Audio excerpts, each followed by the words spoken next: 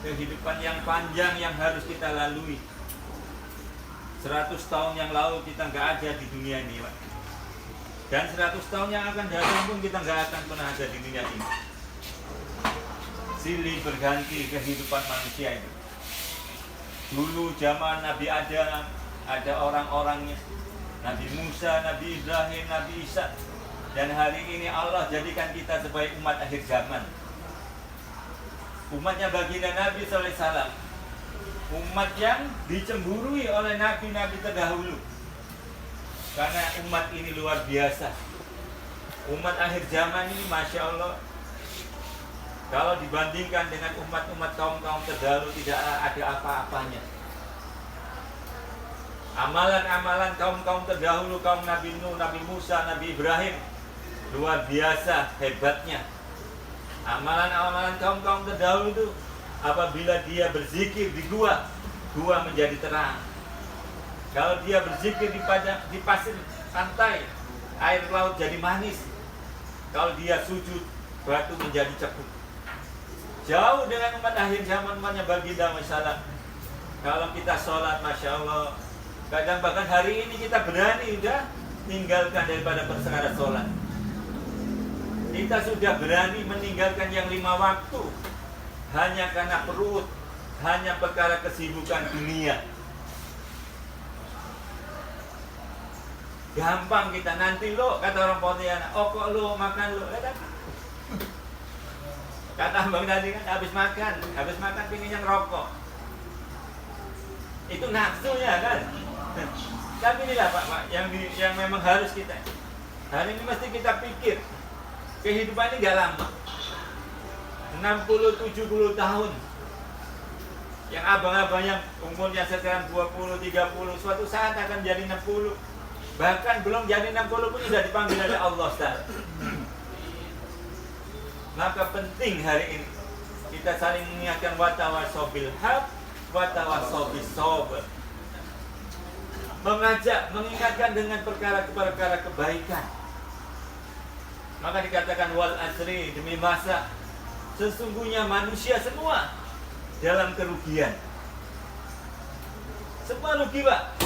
Illal ladzina amanu, kecuali orang beriman, beramal soleh. Masya Allah. Iman, yakin betul kepada Allah, beramal ikut cara Nabi. Kemudian watawasau bil haq, mengajak kepada kebaikan, mengingatkan kepada kebaikan. Watawasau bis sabr, dan saling mengajak kemudian sabar atas perkara itu. Maka bapak-bapak semua, termasuk saya yang di luar pun punya masalah. Manusia itu hidup punya masalah, punya ujian. Dan ujiannya itu tergantung daripada kita masing-masing. Semakin tinggi pohon, semakin tinggi, semakin kencang anginnya. Anak sekolah kalau mau naik kelas, dia ada ujiannya. Kelas 1, 2, 3 beda Pak soalnya Pak. Apalagi kita ini. Tinggal bagaimana kita mensikapi daripada kehidupan ini. Karena Allah sudah meletakkan, Allah telah memutuskan bahwa kebahagiaan manusia di dunia maupun akhirat hanya Allah letakkan dalam perkara agama. Kebahagiaan Allah tidak letakkan kepada perkara-perkara yang lain, Bapak sekalian. Kalaulah hari ini kebahagiaan itu diletakkan kepada orang yang punya banyak harta, maka Qarunlah orang yang paling bahagia. Kalaulah kebahagiaan itu diletakkan kepada jabatan, kedudukan, maka Fir'aun laknatullah orang yang paling bahagia. Dan apabila kebahagiaan ini dengan kedudukan, jabatan Perdana Menteri adalah Haman, tapi Allah tidak letakkan dengan perkara itu. Maka sahabat Nabi, bahkan dikatakan ahlu sumpah, Pak, sahabat Nabi itu nggak punya rumah. Dia tinggalnya di Masjid Nabawi. Tapi dia taat kepada Allah, ikut cara Nabi, dia bahagia. Bilal bin Rabah, seorang hamba sahaya Pak, seorang hamba sahaya, karena dia ada iman, ikut amal cara Nabi, dia bahkan bahagia. Bahkan dikatakan oleh Nabi, sendalnya sudah sampai di surganya Allah Ta'ala. Bilal masih hidup, sendalnya sudah jalan-jalan di surganya Allah Ta'ala. Apa amalannya Bilal? Wahai Bilal, apa amalanmu? Sendalmu udah sampai di surga, sudah jalan-jalan Pak. Kata Bilal, wahai Rasulullah, kalau aku batal, aku wudhu dan aku sholat 2 rakaat sholat sunnah wudhu, syukur wudhu Pak. Masya Allah. Bahkan dikatakan ada seorang biasa Pak, orang biasa. Maka ketika Nabi kumpul dengan para sahabat, maka kata Nabi, dia ahli surga katanya. Maka kata sahabat penasaran. Di hari kedua pun kata Nabi dia ahli surga. Dan hari ketiga pun Nabi sampaikan dia ahli surga.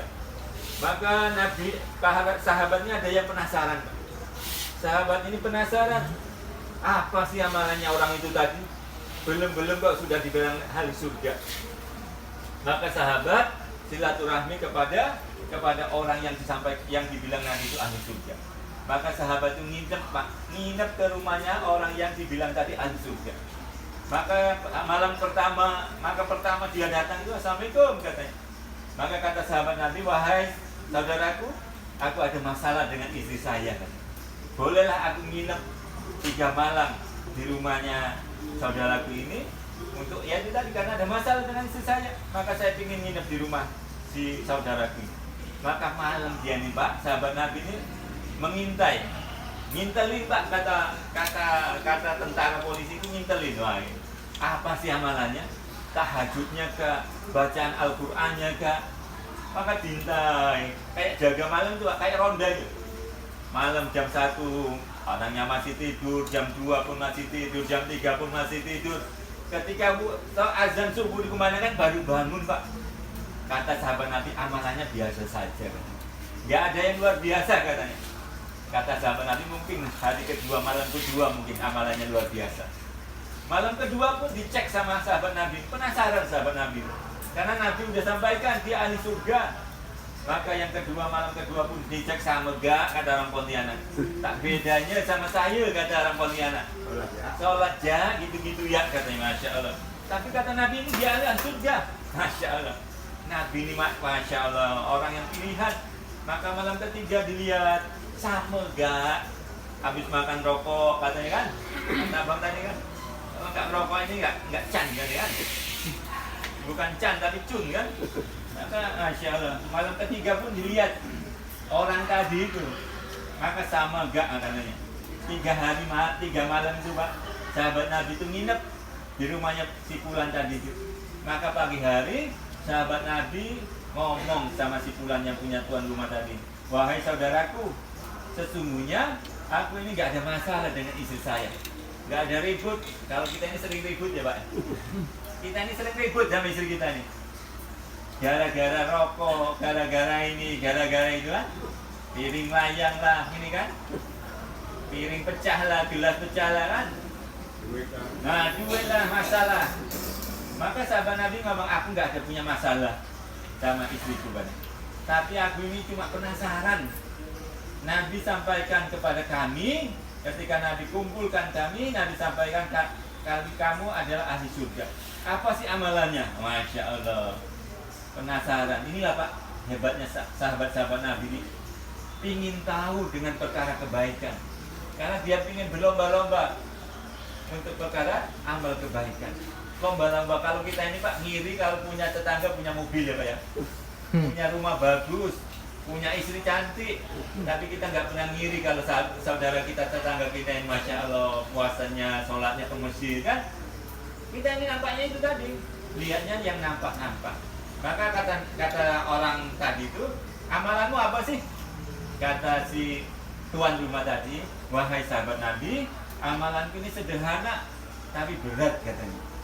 Enteng Pak, amalannya Pak, mau tidur orang itu kayak kita lah ini 24 jam hari Sabtu ini ya bapak-bapak kan kumpul ini, kita lah kumpul, ketemu orang tua, ketemu siapa, ada yang zolim, ada yang kita zolimi. Maka ketika dia mau tidur, dia memaafkan orang yang menzoliminya dan memohon maaf kepada orang yang dizoliminya. Dia lepaskan semua itu Pak. Berat kalau kita Pak ya. Nah kita sama istri aja kadang kita nggak tidur bareng kok. Ya. Hah? Nah kalau ribut, kalau lagi ribut, mana istri kita sama kita mau? Nah, kan paling balik ke rumah mertua, kan? Tutup pintu biar nggak lagi aja. Tidur seorang makan seorang kan? Tapi ini masya Allah, dia mempunyai sifat pemaaf, memaafkan orang dan memberi maaf, ya Pak. Luar biasa. Ini amalannya Pak, amalan orang surga ini Pak. Maka kata kemarin, kata ulama, kata orang penceramah kemarin, amalannya ahli surga itu apa? Silaturahmi, makan-makan, tidur-tidur nyaman Pak.